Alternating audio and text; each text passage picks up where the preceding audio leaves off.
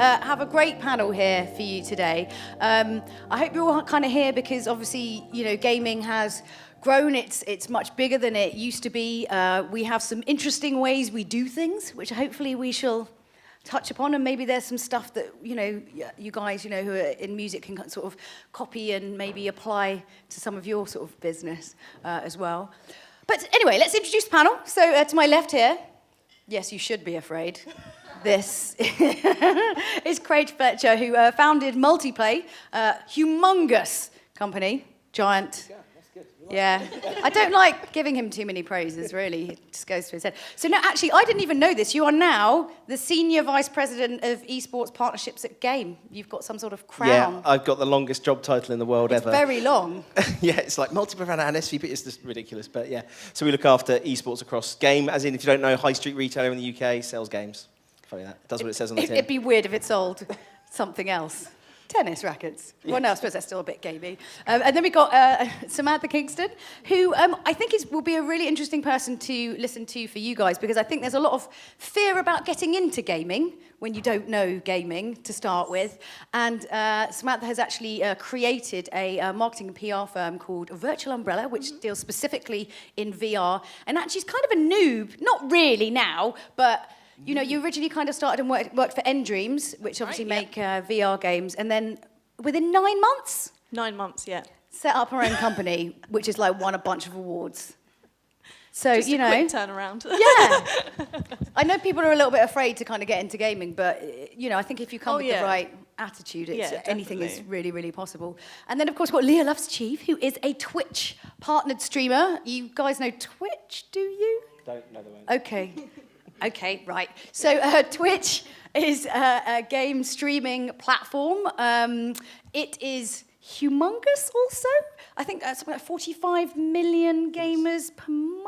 That's something, I'm looking at you like you behold all the stats. Something like that. It's very, very popular. They also have other channels that do creative bits and pieces, but its heart and soul is really gaming. So Leah, you know, earns a living. She does a job where she basically streams games, and people kind of comment, and it's a way of kind of interacting. Think of it kind of like you play a video game that's kind of like a radio show at the same time, so you have kind of interaction at the same point as well, and you're doing quite well. That's going quite well, I can't complain.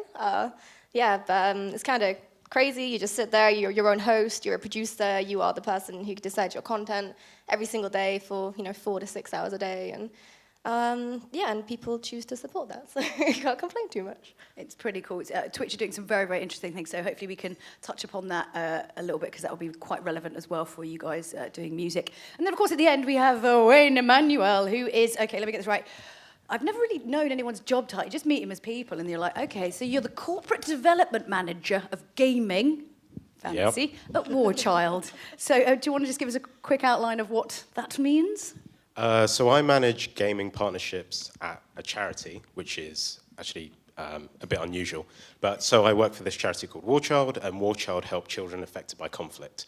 So most of you may have heard of Warchild just because of the association with the music industry. We do a lot of gigs. At the moment, we're doing the Brits Week gigs as we speak. But we also identified as gaming as a potential way of fundraising and raising awareness. So hence they hired me, who I used to work in advertising for a couple of mobile gaming firms. So yeah, I'm here to manage gaming partnerships. Cool, so we've got quite a nice diverse panel here with lots of different experience. I myself, I'm the sort of gaming presenter for BBC Radio 1, so this is the first time they've ever employed anyone to do gaming stuff, which I think is cool, and certainly showing that times are changing quite dramatically. And also I get a job, so win. Right, so I think we should probably start off a little bit with what, or rather who is a gamer, because I think that has changed quite a lot, and I think people's perceptions are starting to change of what is a gamer. So maybe if we could just kind of go down the line and sort of talk about your kind of experience of how you've seen it change in the past kind of couple of years. Well, I guess when I started out doing gaming events 22 odd years ago, it was exactly what you thought a gamer was. It was crisps. It was spotty teenagers hunched over flickering screens with anoraks on. No, not quite that bad, but it was it was close. These days, you could walk into a gaming event and be you might as well be in Thorpe Park or any other theme park. It's a cross-section of the population. I mean, I think the stat is nearly 1/3 of UK adults and children play video games regularly. So it's not a niche closet activity anymore. It's mass market. So that's, for me at least, where we see it. Whether they admit that they're gamers is another thing. Yeah, until you point out they got Candy Crush on their phone and say, oh, that's a game, by the way. People's mums will play 8 hours, 8 to 9 hours a week. That's more than I get to game half the time. I would not even call that casual gaming. That's pretty hardcore. Exactly. Yeah. How about you, Sam? Well, like when I joined Endreams, I had no kind of clue about the gaming world at all. So I fell into gaming really weirdly because I used to work in a theatre. So I kind of decided to jump ship, and as you do, go into gaming. And so my vision of it was very much the same. It was like, oh, it's, you know, in a cold little dark corner and just like wrapped around a screen. But then when I joined the company, I was like, okay, actually, no, this is really nice. It's completely varied. And the way that, you know, like obviously like with YouTube and stuff and how most of the people I know that are gamers just watch it. Like now, especially with things like Twitch, it's just incredible. So it's moved incredibly fast, and it's not the way I envisioned it at all. And that's only, 3-4 years. So I think that's pretty cool. It's accessible to everyone, which I really like. Yeah. Leah, I mean, of course, you know, you've made your career through, you know, playing games, and you must see quite an interesting cross-section of people come to your channel. How have you seen it change? Yeah, I mean, I go to a lot of conventions, as well as sort of, I obviously have my own channel, which has its own statistics, and it's literally, it ranges from everybody. You have sort of the younger generation, the quite young generation, who probably shouldn't be watching. Then you have the much, much older generation and everything in between. And you get conventions, and it's like Craig said, there's everybody. You wouldn't, you know, recognize it from any other kind of convention, really. It's, and it's particularly from my perspective, I've grown up with gaming, and as like a female gamer, you've got the whole stereotype of sort of female gamers. And I don't know, the last few years, it's definitely become more open to females, which is really nice. So I think now you have a lot more diversity in sort of gender as well, which is really cool. How about you, down the end there? So not too dissimilar to Leah. I actually grew up playing games, and always thought it was cool, and always had like a dream to work in the industry one day. But yeah, the industry and the players have massively changed. So I used to work for King, who made Candy Crush, and I think that was when I really realized how big the market had become. Because traditionally, the games that I grew up playing were things like Street Fighter or Gran Turismo. Most of the games back then were kind of skewed for that male target audience. But with King and all the other mobile developers and such, they're heavily targeting older female audiences. And as you said, like the engagement in those games are really, really high. If you look at the sessions times, the amount of times, the hours that they spend within the games, you're absolutely right. Like, you would be considered a core gamer, but you, as a developer, you probably wouldn't call them core gamers in terms of monetization. Yeah, not to their face. In terms of monetization, there's a term called like whales, who are people who spend a lot in gaming, and that's probably the biggest reason for expanding the marketplace, which is revenue. I mean, I remember kind of growing up a million years ago when people were kind of like, oh, are you into film? Are you into film? Or like, do you like music? And it seemed like, that seemed like a normal question, and then you say, oh yeah, I like this. But I think, you know, asking someone whether they're a gamer in the next few years is going to be a ridiculous question, because we all are, because it's open absolutely to everybody. I mean, can you guys see any kind of big differences, you think, from how, is there any real difference between like a gamer and someone who likes music, or is it even really split anymore? I mean, do we say that, you know, there are gamers and there are people, music fans and film fans, or do we just all consume all these different things? I think there's a massive overlap, actually. I mean, we're seeing that with the festival we do in the UK, Insomnia. We're just bringing music to it in a big way. We've just done a partnership with Island Records. The music, if you look at these people, millennials are into all this different stuff. If you look at the stats for eSports enthusiasts, they're much more likely, like twice as likely, to have a certified prescription than the general online population. Oh, really? So there's a lot of really good stats about these are digital natives. They're not just gamers. They're into music, they're into film, they're into popular culture, they're into all these things. So I think that's all coalescing.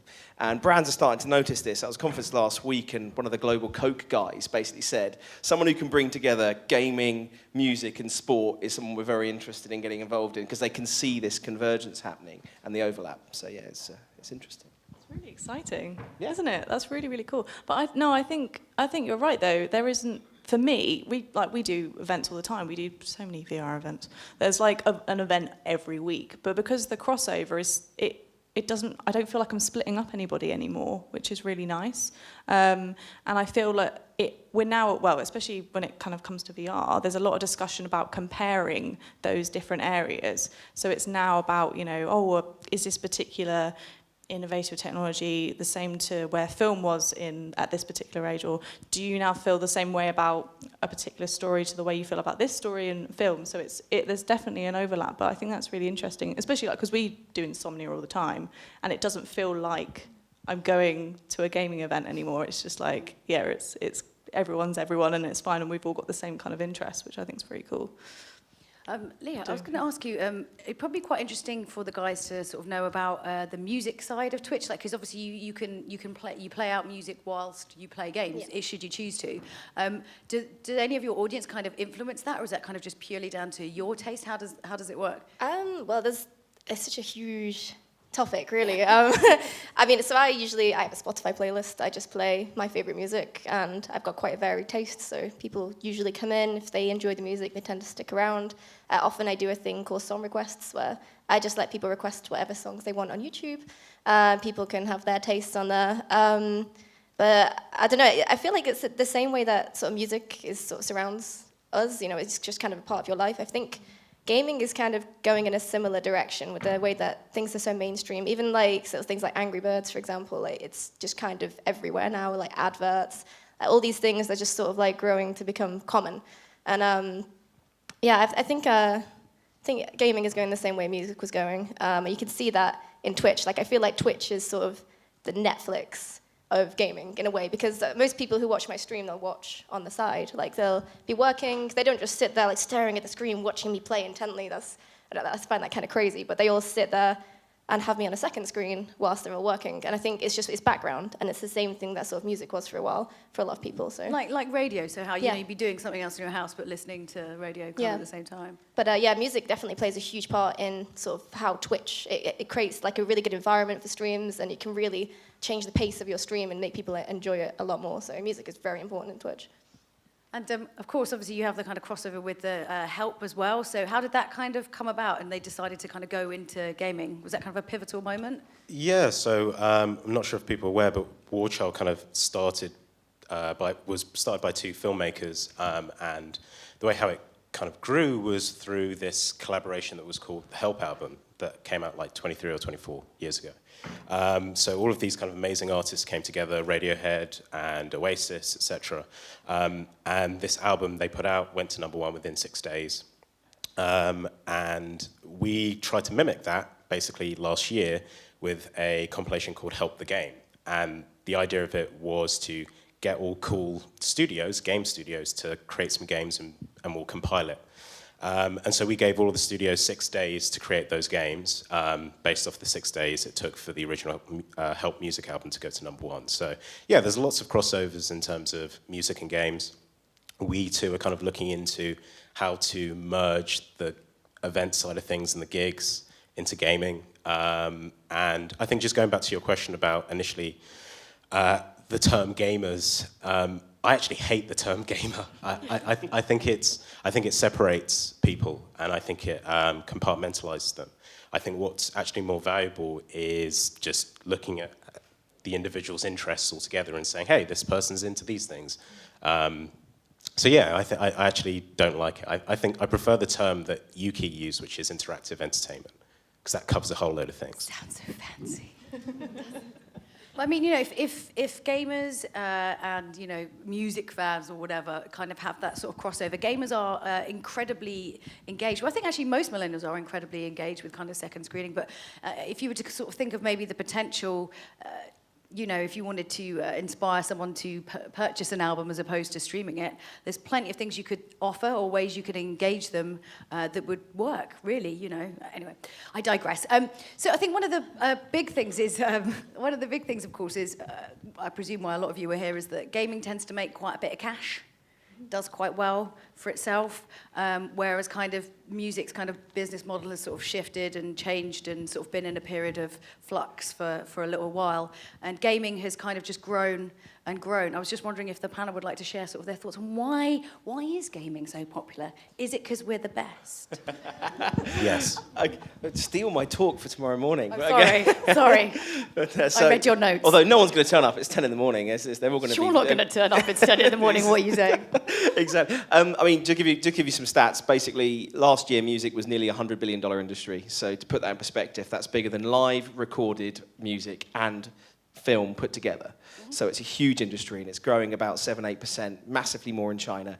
But the thing is, there's lots of other monetization options. Like the experience doesn't, like you buy an album, you listen to it. With a game, you buy the game, or sometimes you don't buy the game, and then you add to that experience as you go through. More content comes out, you buy add-ons, you buy extra content, vanity items there. You should never stop someone being able to spend money because they love your game, is the line. Even up to sort of... They won't. Exactly. Don't worry, great. Like, even up to $50,000 on horse armor in an MMO, for example, or people spending tens of thousands in EVE Online on ships. Or League of Legends, where you're basically just buying skins. Yep. And Vanity you're not items. actually buying the game, ever. Exactly. So And they are one of loads. the hugest turnover revenue companies in the entire world. Yeah, and they actually paid for their entire Santa Monica campus with the sale of one skin. That's how much money you could make. It's crazy. I mean, the industry estimate for Riot Games, League of Legends, it takes $1.8 billion in revenue a year. When I put that to one of the, because it's not public knowledge, because they're owned by Tencent in China, they said, you're not even close. So... there you go. Big money. Yeah. And that's all vanity items. Sorry, we're taking up. Hear from you guys. Or to kind of follow up on that point. So I used to obviously do all the management for PlayStation Home, because when I was at InDreams, it was what they were doing just before they went into VR. And it literally, people would spend thousands and thousands on, like you say, like literally a T-shirt that has InDreams' name on it for their avatar. That's literally, or flip-flops, or, you know, most random thing in the world. But because they're so engulfed in that actual world, they will spend every penny. And obviously, unfortunately, when PlayStation Home decided to go away, there were just people just going, oh, okay, what do I spend my money on now? And then I would obviously find another game to go in, you know, and with all the upgrades and everything. But yeah, that's... Gamer score as well, and like trophies was it's such a weird thing. I mean, if you think about Twitter and sort of Facebook, especially Twitter, I mean, it is a game. You are playing for points, like retweets, likes, that kind of thing. You're basically playing for points. And the gamer score was basically exactly the same thing. So on Xbox, you know, depending on like what achievements you got within a particular game, they'd give you a particular point. So you just had a number next to your gamer tag, and oh my goodness, would that keep you locked into that console? And oh my goodness, would you go back into that game to get that extra 50 points so you could beat Jane Douglas because she outbid you like on it's all your about particular those game. achieves. Yeah, but it's weird. And as a fairly sane adult woman, I couldn't believe that I was being, it was, you know, you just look at your own behavior and you think like, why am I doing this? I wanted to get, there was like an end of scene in like Mass Effect where you could get, this is really embarrassing, you could get a lap dance. And I spent 3 hours trying to do it just to get, and I was like, what are you doing? What are you doing with your life? But it's bizarre how just a number has such a huge draw. I mean, you know, like I say, it's the same with Twitter. You know, you've got to get more followers. That kind of thing. It's bizarre. People will literally play a game maybe 10 times more than they would have done just to make sure they get all the achievements that they can get in that game. Do you think people still care so much about achievements now? Is it still a big thing? I think some people it is, especially like there's a platform online called Steam, and you can see what your friends' achievements are. They might it's bragging rights. It's the same in most things. So this is where we talk. Is there anything music could do there? Like if Spotify had achievements, or any other music service came along with achievements, or gamification as we call it. Well, I saw quite an interesting thing. Like a lot of the time, they try and do partnerships with YouTubers with mixed success. You know, I think the general theme is, take a really famous YouTuber and like stick him in front of a camera, or Twitch streamer, stick him in front of a camera, and it doesn't really translate. They did a really good one with Ali A for EE, which was, he was basically doing like sim referrals. And you got points, basically, depending on how many people you referred and how many people it was a really clever idea, and it worked incredibly. And all they did then was have an event where all of their fans could come down and come down and just spend a day playing a game with him, and the engagement, I've never seen anything like it. Because you're offering them something that they could not get, you know, in that sort of same way, you know. There's got to be an idea in there somewhere in terms of, you know, music, getting, you know, how many, you know, friends you persuade to buy the album, and if you do the most, then, you know, you get to go get VIP tickets. I mean, there's got to be something definitely in there. To be continued at 10 a.m. So I used to... Oh, sorry, am I stealing all of everything? I'm just going to jump in. Yeah, so in terms of advertising, I think there's massive opportunity in terms of the music industry. So I used to sell advertising within mobile games, and the engagement in gaming platforms when compared to like other social media platforms is way higher. So, for example, we ran a Disney movies kind of campaign, I think it was for like Frozen or something, and the video completion rate was above 80%. And if you think about that across other platforms, that's way higher. And especially if you also look at kind of clicks. If you look at certain games where there's a lot of clicking in them, there's most likely to be a higher click-through rate when you have advertising in there. One more click. It's one more click for them. They don't consider it too much of an issue. So you'd see CTRs of around 4% or higher, with the standard CTR in like desktop or any type of web advertising is around 1.25%. So it's a really engaging platform, and especially if you do the right content, the bespoke content, because that typically works best instead of just kind of shoehorning something in there. It's a great opportunity. Leah, do you think you could explain a little bit, as they're not super familiar with Twitch, like how Twitch streamers kind of make their revenue and what sort of things go on the platform? There's multiple things, really. So firstly, I'm a Twitch partner. So that means that people can subscribe to my channel for $5 a month. So for subscribing to my channel, they get benefits such as a set of emotes to use site-wide. So that one of the biggest draws of Twitch is that you can chat to the streamer as they're playing games, as they're streaming. So these emotes you can use in their chat, you can use them in chat site-wide, and with like 15,000 Twitch partners, that's a lot of emotes you can use, and the emotes get a bit crazy and a bit weird, so it really helps the sort of chat experience and helps the stream be more fun. But that's one way of doing it, through the subscriptions. And I have, you know, say you have like 1,000 subscribers, you get about 50% of the revenue from that, so you get like $2.50 from Twitch for each subscriber. So, you know, if you're making like 1,000 subscribers, you're making like a sort of fairly decent living a year out of that. On top of that, you get tips, so people can choose to tip you if they enjoy your content. You can either choose to do that so people can just tip because they like you, or you can do it as an interactive part of the stream where tipping gets them something, or tipping sort of, I don't know, during horror streams, it has a scary alert, and everyone, you know, they do it just to make you crap yourself. And then there's also all sorts of things, sponsorships, and I'm doing a Twitch campaign soon, I probably shouldn't be telling you, with Iron Fist, Marvel's new series. They're doing a campaign with gaming, so you get paid to go out to a studio and sort of do studio-based gaming things, which is always a bit secretive until you do it.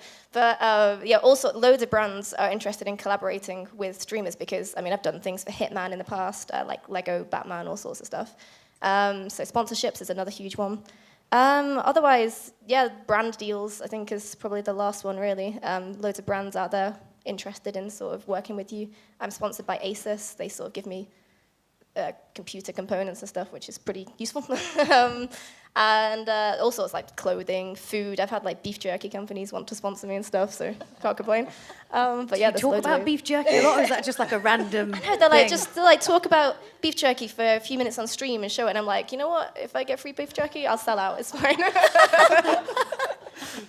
I mean, so here's the thing, and I don't want to sort of speak out of turn, but I mean, do you think that, is it just that gaming could always kind of retain its, you know, like it's very difficult to have kind of pirated games. There's always been that kind of like quite heavy control over it. Is that predominantly the reason why you think gaming sort of succeeded, or is it just that we're more gamers? Because, I mean, I think like when music started to change, there was a lot of resistance from the industry to adopt these kind of new technologies, and, you know, retaining kind of CD prices at actual CD prices, even for online purchases, always felt a bit counterintuitive. And I feel that kind of pushed a lot of people to illegally download because it was cheaper. Whereas if it had been like £3, you're like, I'm not getting a torrent, I can't be bothered, you know. I mean, do you think it's predominantly that's kind of meant that gaming has sort of, expanded in the way it has, or is it just that we're just more gamers, we're just more want a more interactive experience? Yes, I think what happened with music is you have a lot of, it was a much more, mature industry. You had a lot of consolidated big companies that are very resistant to change. With gaming, it's a lot more diverse. For example, case in point, Minecraft was developed by one guy in his bedroom and got bought for $2.5 billion. It's still very much, the big boys can be disintermediated quite quickly by the indies. That doesn't happen that often, by the way. That's quite a unique thing in the Minecraft story. Yeah, but there's regular examples of them earning tens of millions by doing it. But yeah, for every one of those, there's 1,000 that don't make it. What I mean is that gaming is a bigger file. It's not a 4 meg MP3 that you can quickly fire across. Yeah. But the model's adapted. So most revenue on mobile, but what you probably know, is from free-to-play games. So there's no cost to download the game. It's all in vanity items. It's all in boosts. It's all in all the other content they can do in the game. So I think gaming was much faster to embrace that. Because piracy was rife in gaming in the early days. It was very easy to copy floppy disks and things like that. Cassette tapes, if you want to go right the way back. Exactly. So it was easy to do. I guess we just adapted models, and music and gaming, there are some comparisons you can't draw because the content's so different. I mean, a song doesn't change, whereas a game is an interactive experience, so you can amend that and evolve that experience. And you can do episodic content, you can do in-game. There's all sorts of things you can do. But I think that the dynamic nature of the industry, the fact that people can literally still go into their bedroom and make a game helps as well, because the innovation is constant. You're not relying on the big four to change. Yeah. So anything any of you guys want to add to that? Or Innovation. Innovation. I was thinking a lot actually about kind of VR experiences. I mean, imagine if it was, say you had a big act and for whatever reason they had to cancel their concert dates. You've got a lot of kind of disgruntled people who've bought tickets. I mean, being able to then maybe we're really sorry, here's a virtual experience of a concert we'd like to give you for free as a way of saying sorry. That would be amazing. And anyone can have that sort of virtual, you just need a phone and for less than we could Google Cardboard. Exactly. And the fact that there's loads of companies that are already looking into it and creating, it's so straightforward to be able to go and film a concert or a sports show or something like that you can.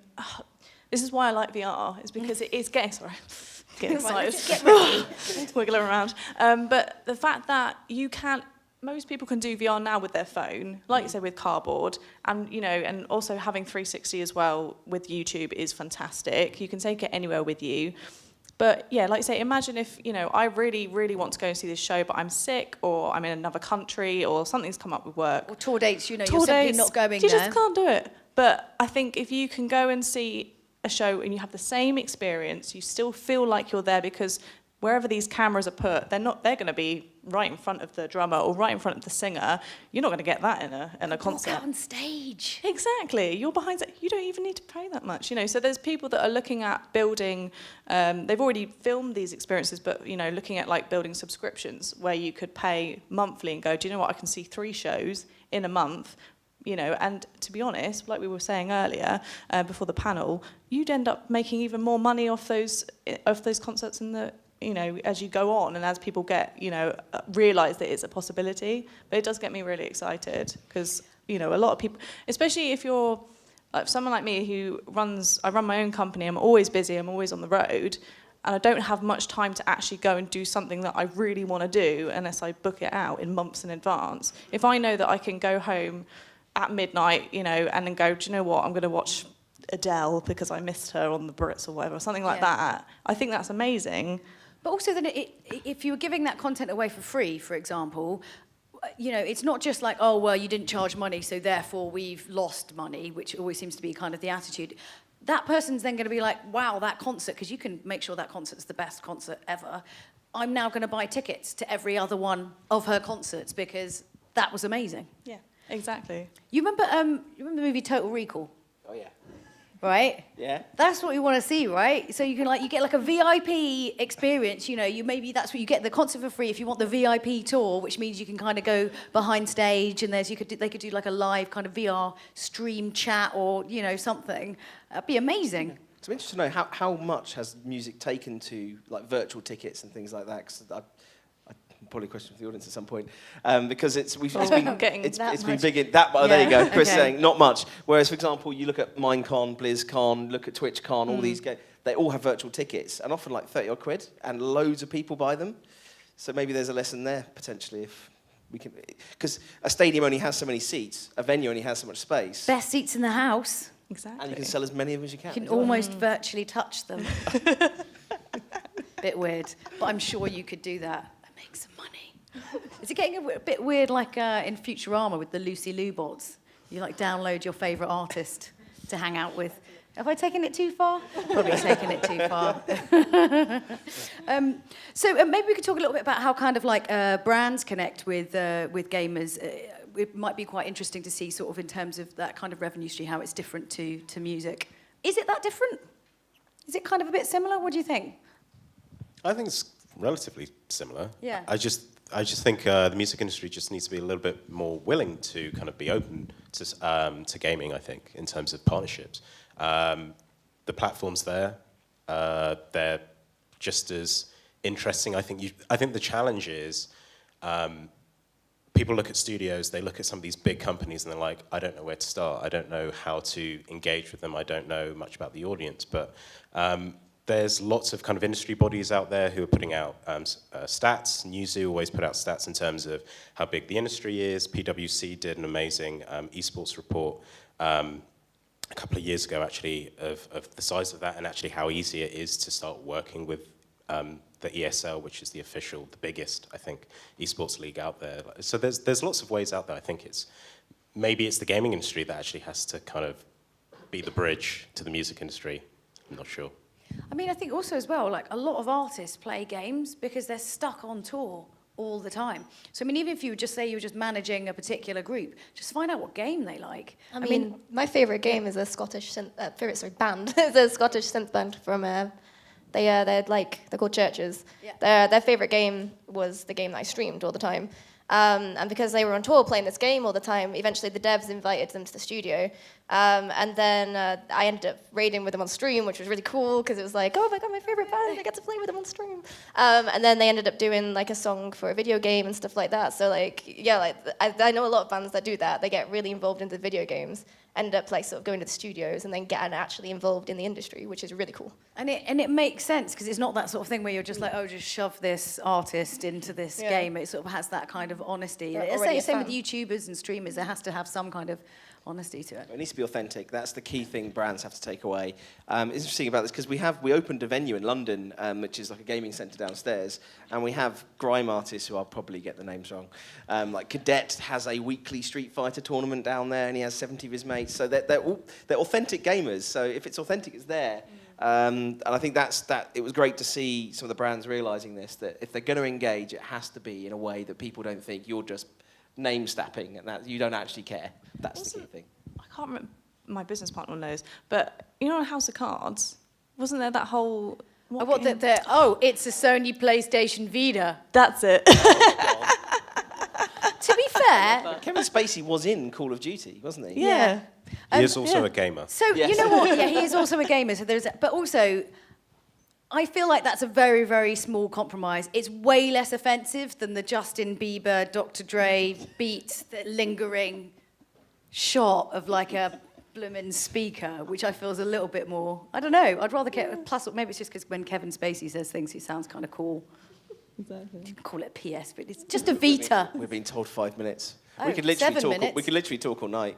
Literally. Oh, sorry. Okay, I think we should really, really quickly jump onto eSports maybe then, because that's something there's a big kind of misconception about. It makes loads of money and people freak out and they want to get involved. What's my question? Let's find out. So what do you think are some of the biggest kind of misconceptions about getting involved with eSports, and what are the pitfalls that people could avoid? Okay, so esports, huge industry. The problem is people see big numbers in reports like the Newzoo report. Yes, 250,000 people, massive. Last year were engaging with esports. It's growing 40% year on year, worth about $600 million. 40%? Yeah, 40% CAGR, so, you know, it's mad. But it's not one, if that was rugby or hockey, then it'd be really interesting, but it's not. It's like 100 different games, of which the top 5 take most of it. And then you break it further down by region. So before you know it, it gets very, very localized and gets smaller and smaller numbers. I always use the line that esports went global before it went local. So I can do a broadcast from London and get 100,000 people watching a game, but I then need to be able to monetize the 10% from Russia, the 10% from China, the 10%. It's really hard because UK brands, what's the UK traffic? That's all they care about because that's where their budget's allocated for. So there's a lot of misconceptions. There's a big gold rush right now. You've got loads of US baseball and basketball teams buying up esports teams and things like that. And as always with most gold rush, you get rampant inflation and you just know there's going to be a lot of casualties along the way. So there's a cautious tale about esports. Yes, it's very exciting. Yes, it's growing very quickly, but temper it with the fact that it's still very early stages and we've got to get more local activity going. You know what I like to see? You know, like in the old days of cinema where they didn't have sound and they'd have someone on like a piano. They used to do that with esports, like get a band to just play like incidental awesome music alongside a really cool match. Video games live, stuff like that. Wow, all right. Anyway, yeah, sorry, go on. I agree. I concur. Okay. No, I think you hit everything on the nail there, really. Sorry. No, it's fine. You're allowed to. I'm answering all the questions, Craig. Sorry, damn it. But yeah, no, I totally agree. So I don't know if you have any comments on that. I think the biggest thing is to remember that the esports audience, like we were saying before, they're just people. Like, the diversity of the esports audience, it's not that sweaty gamer anymore. It's everybody, like, you know, the people you meet at work. You don't know, half of them probably watch League of Legends esports in their spare time. You wouldn't know. So the biggest thing is like not sort of pigeonholing like brands and thinking that it's only like specific brands, like, you know, like Monster Energy and stuff. It's everything can appeal to an esports audience because there's just so many people there. Yeah, I think the stat is 40% of people on Twitch aren't actually playing the game that they're watching. They don't play it. Yeah.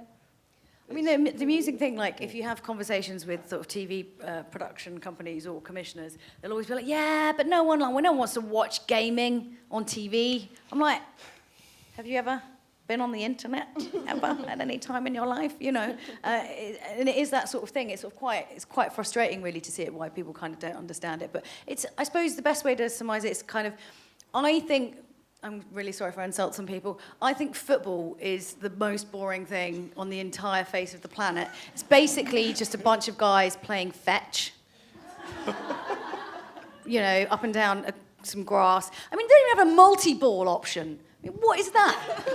And it's been the same forever. Okay, and I appreciate why people like it. You know, you have your teams, you engage with it, it's something that you do with your family. But that's what gaming's about. You know, you have your teams, you have your community. And for goodness sake, there's wizards and explosions.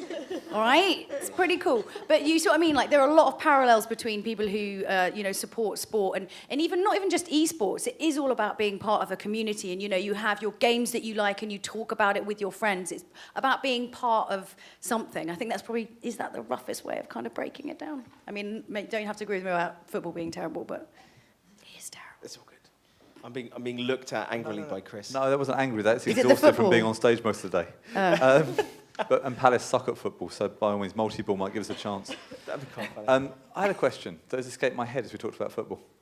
Oh, this is awkward now. Oh yeah, it's going to wait a moment as well before it comes I mean, back. imagine if you had like a FIFA game, DLC option, where there's like zombies who grab your legs. I would play That's that. quite cool. Right? We should pitch that to EA. I have pitched it to them so many times. Or like Call of Duty. Wouldn't you want to, like, in a DLC level of Call of Duty, like there's like the end climactic scene from like Die Hard, You have to use or like dodgeball or Jurassic something. Park? Like, why can't you have them? Way better. So the question was going to be, because it came it's back. filling time. Sorry, I appreciate it. So I've gone again. Does the music industry need to be more free to fail? Because it feels like gaming does a fantastic job of trying 1,000 things, and one of them works. And yet the music industry, as you say, when you come to them and say, people are going to watch something on telly, when it's just outside of the comprehension, they're not taking the leap of faith, they're just saying no at that point. Is there a risk that's what's slowing down? I suppose it's like what you were saying. It's such an old industry that it becomes.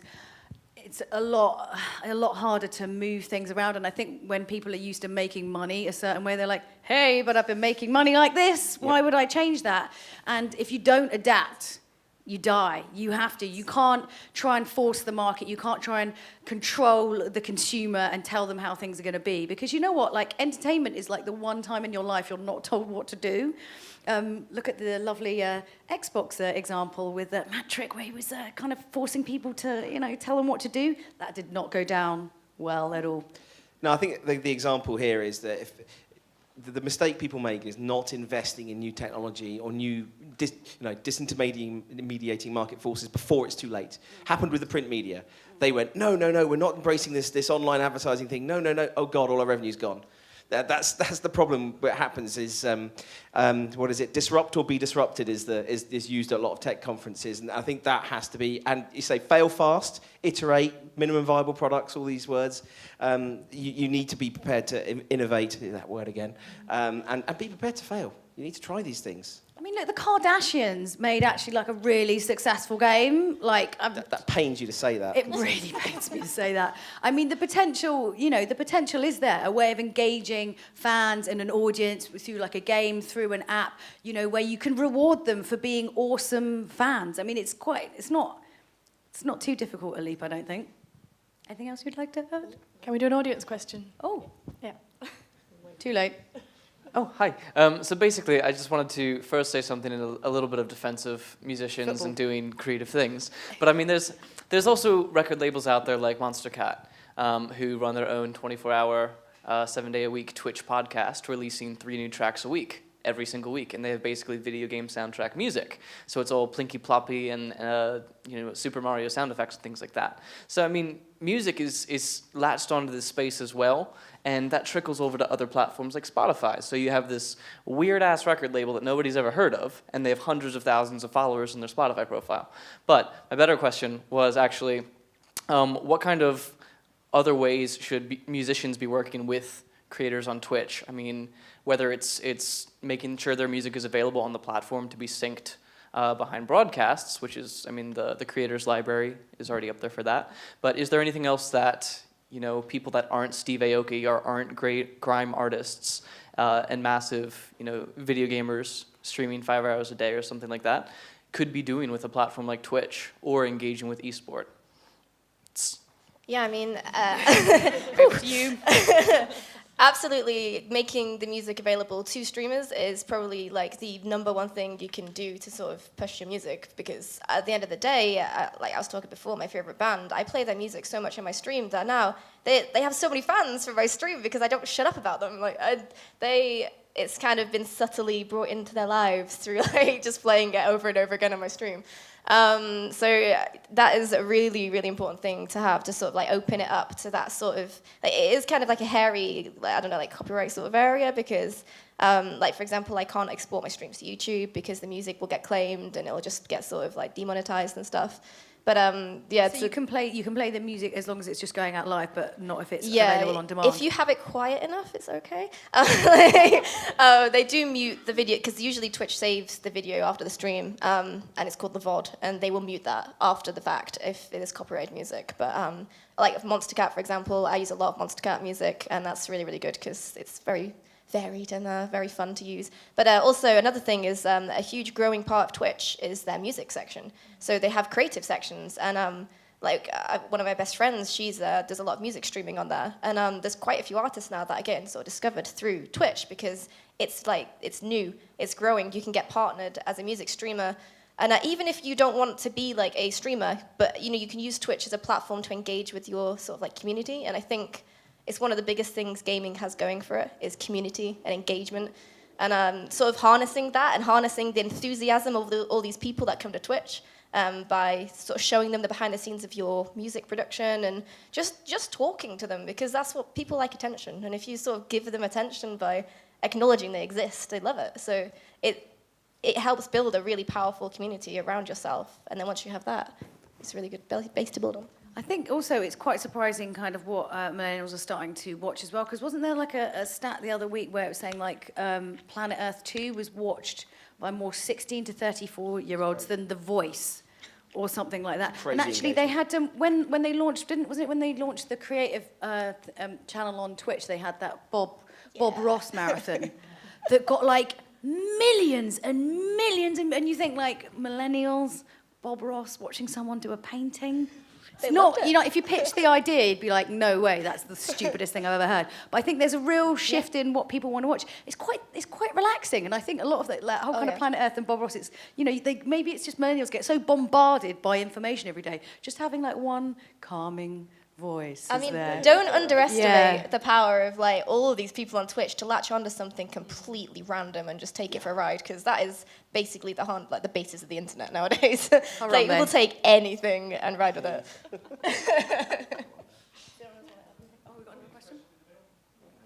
it part of the problem that there is a grey area around the licensing of this area, and that is the reason why there isn't the partnership that we perhaps would all like to see?